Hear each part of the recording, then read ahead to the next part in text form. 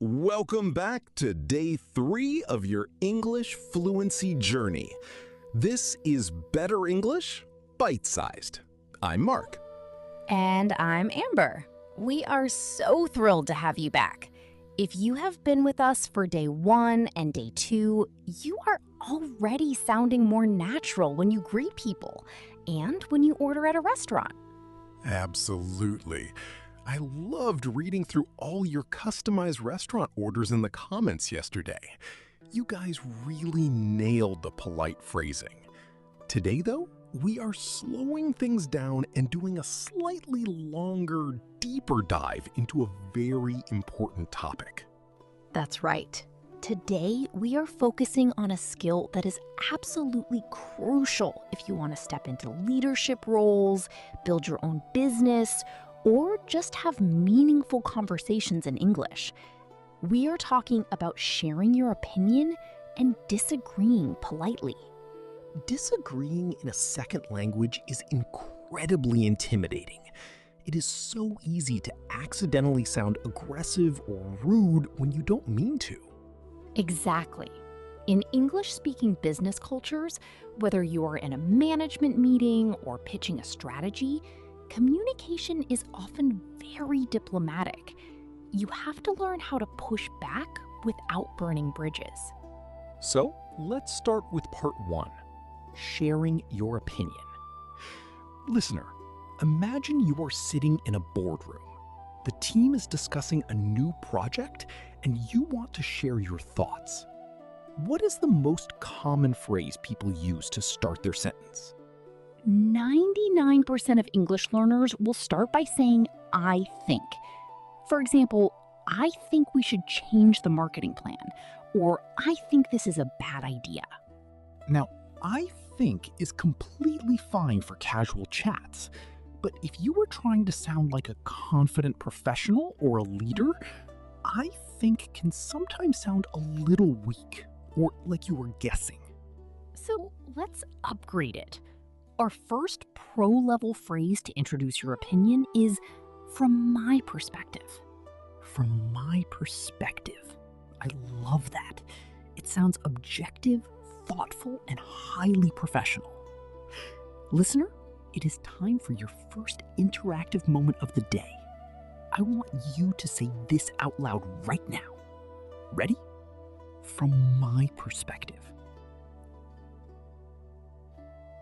Great. Now let's put it into a sentence. Say, from my perspective, this strategy needs a little more work.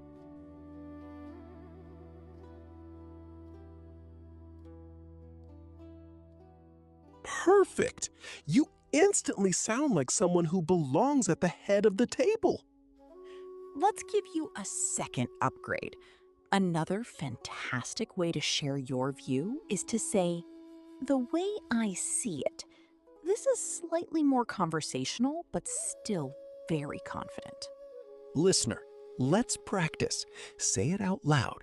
The way I see it, we have 2 options. Excellent! Now, Mark, let's say you just shared your brilliant perspective, but I am sitting across the table and I completely disagree with you. Oh boy, here comes the conflict. If I am an English learner, I might just say, you are wrong, or I disagree with you. Ouch. Yes, if you say you're wrong in an English business setting, the entire room is going to go totally silent. It feels like a personal attack. Even saying I disagree can feel a bit too sharp and confrontational. The secret to disagreeing in English is the acknowledge and pivot technique. You have to validate the other person's feelings before you introduce your different opinion. It shows respect.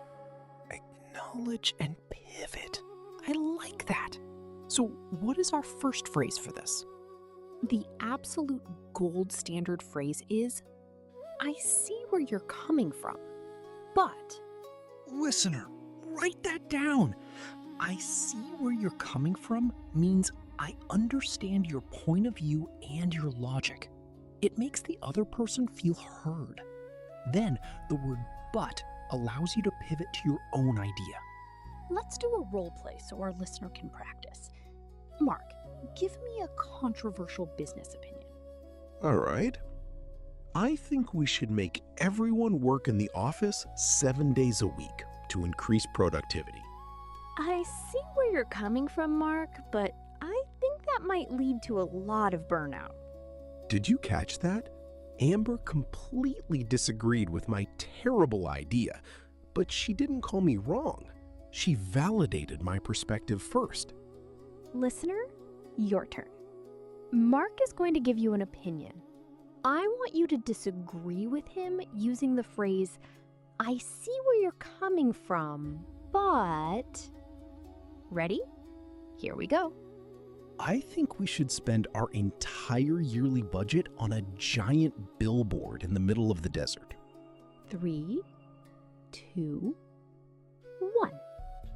Great job. If you said something like, I see where you're coming from, but that seems like a waste of money, you handled that perfectly. Now, let's look at another scenario.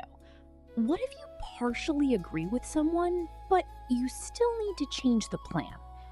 A great phrase here is, I agree up to a point. However, I agree up to a point. That is such a diplomatic phrase. It means we are on the same page for the first half, but I differ on the second half. let's try it. Listener, repeat after me out loud. I agree up to a point. However, Nice. Let's put it in a sentence. Say, I agree up to a point. However, the budget is a bit too tight. excellent. Now let's move to part 3. This is for when you are dealing with very sensitive situations. Maybe you are talking to your boss, an investor, or a very important client. You need to soften your disagreement even further. To soften a disagreement, native English speakers love to use the words might, could, or seems. We use these words to make our opinions sound less aggressive.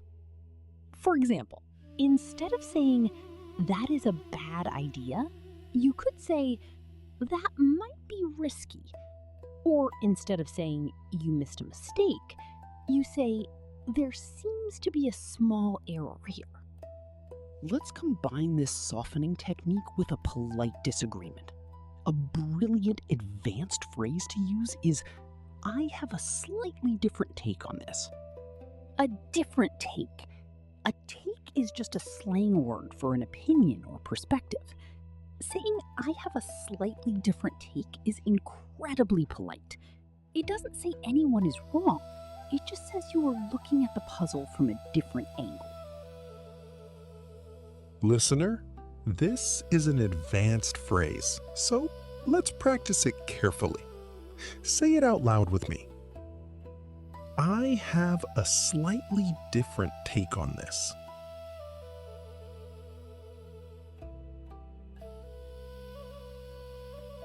Fantastic. Now, let's put it all together into one massive pro-level interactive role play. We are going to test everything you've learned today. Imagine you and I are business partners. I am pitching a new idea to you. I am going to speak, and then you have to pause the audio and respond out loud. You need to disagree with me politely, introduce your own opinion, and soften your words. Don't panic. Use the tools we just gave you. Start with, I see where you're coming from, but, or I have a slightly different take. Then use, from my perspective, to give your idea. All right, Here is my pitch. to save money this year, I think we should fire our entire customer service team and just let a computer handle all the complaints. What do you think? Okay, listener, pause the audio and speak your polite disagreement out loud right now. how did you do? If you said something like, I see where you're coming from, Mark, but I have a slightly different take. From my perspective, firing the team might damage our relationship with our clients. If you said anything close to that, you are officially communicating at a pro level in English. You should be so proud of yourself. Navigating disagreement is one of the hardest things to do in a new language, and you just crushed it. Let's quickly recap our golden rules for today. Step 1. Upgrade I think to from my perspective, or the way I see it. Step 2. Never say you're wrong. Use the acknowledge and pivot technique. I see where you're coming from, Mark, but I agree up to a point, however. And step 3, soften your language in high-pressure situations by saying, I have a slightly different take on this, or by using words like might and seems. Beautiful. Now, before we let you go, it is time for your Day 3 comment challenge. And since this is a longer episode, this is a slightly harder challenge. We want to see your diplomatic skills in action. Go to the comments right now. We want you to politely disagree with this statement. Social media is the most important thing in the world. Type out your response. Use I see where you're coming from, but... and then share your perspective. We are going to be reading the comments, and we can't wait to see your debates. Warmly, thank you for sticking with us for this longer, deep dive episode. You are putting in the work, and your English is improving every single day. Tomorrow, for Day 4, we are tackling something that confuses almost every English learner: phrasal verbs. Joyful.